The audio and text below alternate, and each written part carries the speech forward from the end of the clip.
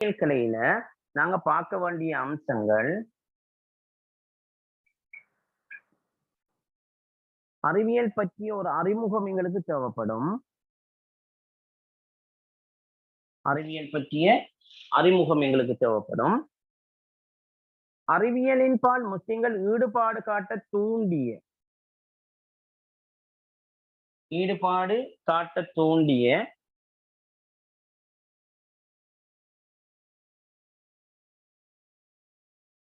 தூண்டிய தூண்டல் காரணிகள் எங்களுக்கு தேவை. தூண்டல் காரணிகள் எங்களுக்கு தேவைப்படும். அதே போல ஆட்சியாளர்களுடைய ஊக்குவிப்பு,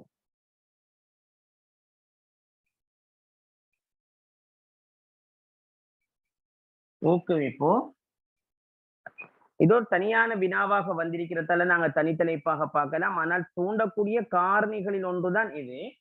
இதுல அல் குர்ஆன் சுன்னா வழங்கி இருக்கின்ற தூண்டுதல் எல்லாம் இதுல வரும். அது இந்த தலைப்புக்கு கீழே நாங்க பார்த்துக்கொள்ள இயலும். அடுத்தது பாருங்க பாப்போம். அறிவியல் கலையில முக்கிய கலைகள்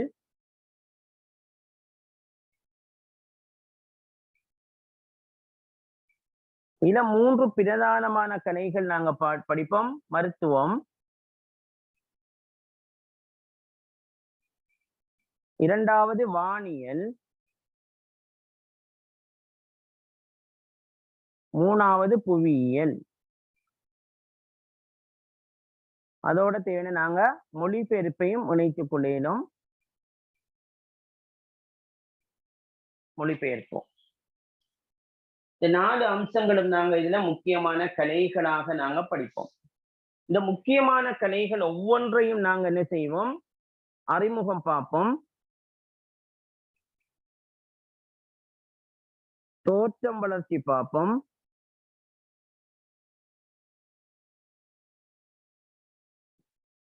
அடுத்தது தூண்டல் காரணிகள் பார்ப்போம்.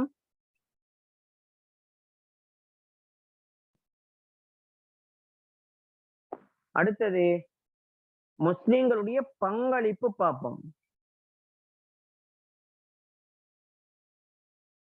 இந்த ஒவ்வொரு கலைகள் சம்பந்தமாகவும் நாங்க பார்ப்போம். இந்த முஸ்லிம்களுடைய பங்களிப்புக்கு கீழே முஸ்லிம் அறிஞர்களையும் நாங்க பார்ப்போம். அறிஞர்களும் பார்ப்போம். இது கிளியரா? இவ்வளவு தெளிவுதானே உங்களுக்கு? இதுல மேலதிகமாக நாங்க பார்க்கிறோம்னு சொல்லி சொன்னால், அறிவியல் துறைக்கு முஸ்லிம்கள் ஆற்றிய பங்களிப்பு என்ற ஒரு தனியான ஒரு பகுதி நாங்க பார்ப்போம். அறிவியல் துறைக்கு முஸ்லிம்கள் ஆற்றிய பங்களிப்பு.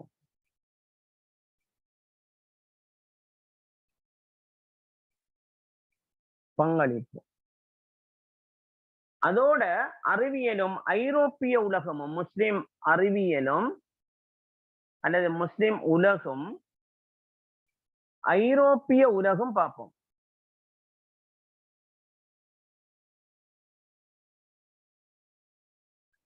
உலகம் நாங்க பார்ப்போம். அறிவியல் சம்பந்தமாக நாங்க பார்க்கிற அம்சங்கள் இவ்வளவுதான்.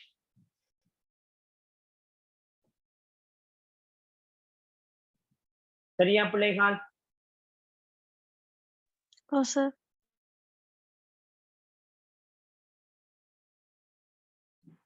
இப்ப பாருங்களா, நான் உங்களுக்கு இதை மிச்சம் சிம்பிள் ஆக்கி தாரேன். இவ்வளவுதானே நாங்க பார்க்கிற அம்சம்.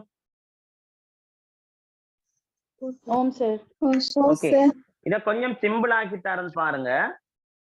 அறிமுகம் என்று வார இடங்கள்ல அறிவியலுக்கு இஸ்லாம் என்ன பங்களிப்பு செஞ்சிருக்க, என்ன முக்கியத்துவம் கொடுத்திருக்கிறோம், அதை மெச் பண்ணி நாங்க என்ன செய்யணும், இந்த அறிவியலை நாங்க முன்வைக்கணும்.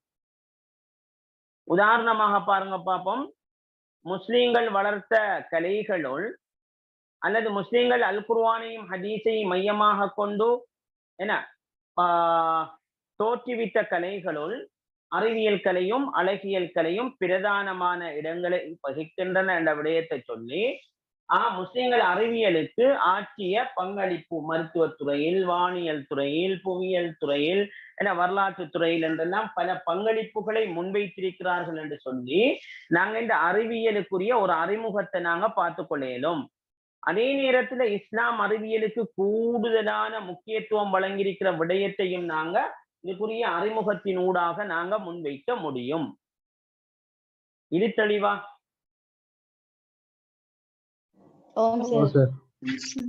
மருத்துவ கலை கேட்டாலோ, வானியல் கலை கேட்டாலோ, புவியியல் கலை கேட்டாலோ நாங்க இந்த அறிமுகத்தை அதே போல நாங்க சுருக்கமாக கொடுத்தோம்னு சொல்லிச்சுனால் அது கிளியர் ஆகிடும்.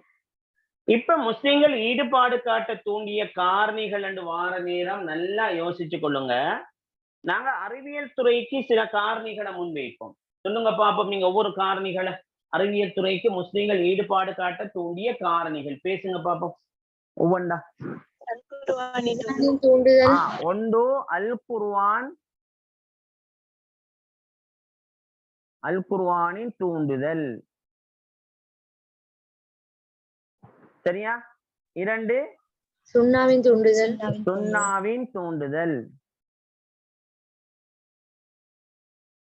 3 ஆட்சியாளர்களுடைய ஊக்குவிப்பு.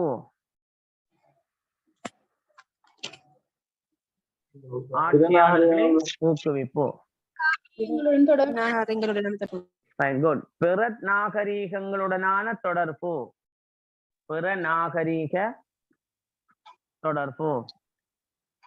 வேற 5வது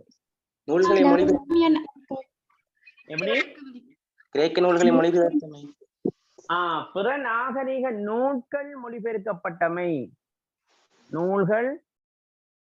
மொழிபெயர்க்கப்பட்டமை.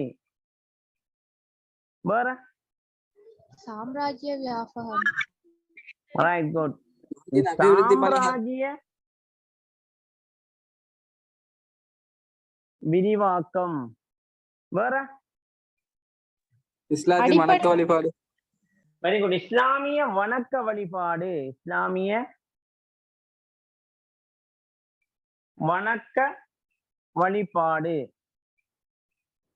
8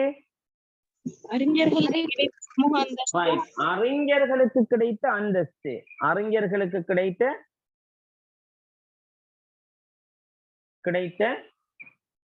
அந்தஸ்து. இந்த 8 அம்சங்களும் போதும். இந்த 8 அம்சங்களும் நீங்க அறிவியல் துறைக்கு முஸ்லிம்கள் ஈடுபாடு காட்ட தூண்டிய காரணிகளாக சொல்றீங்களா இல்லையா?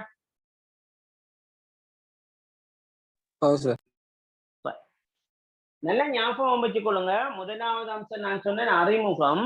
அறிவியலுக்கு நீங்க கொடுக்குற அதே அறிமுகத்தை தான் நீங்க தந்திருக்கிற ஒவ்வொரு துறைகளுக்கும் கொடுக்குற. அது தெளிவு தானே?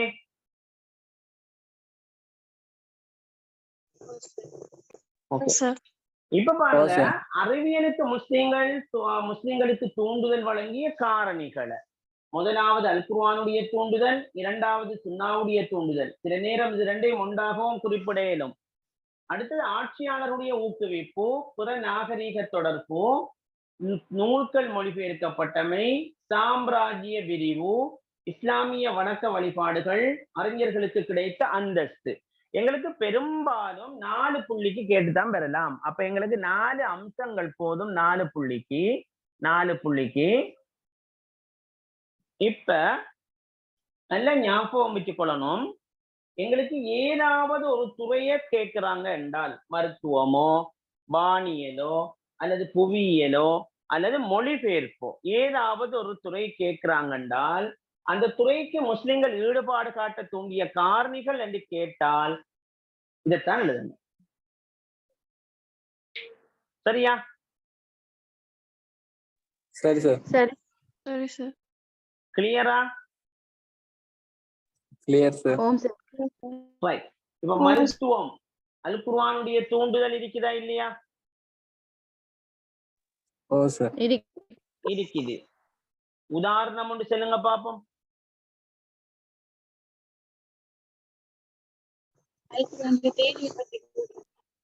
அல் குர்ஆன்ல நீங்கள் அறிந்து கொள்ள வேண்டாமா, நீங்க சிந்திக்கவில்லையா?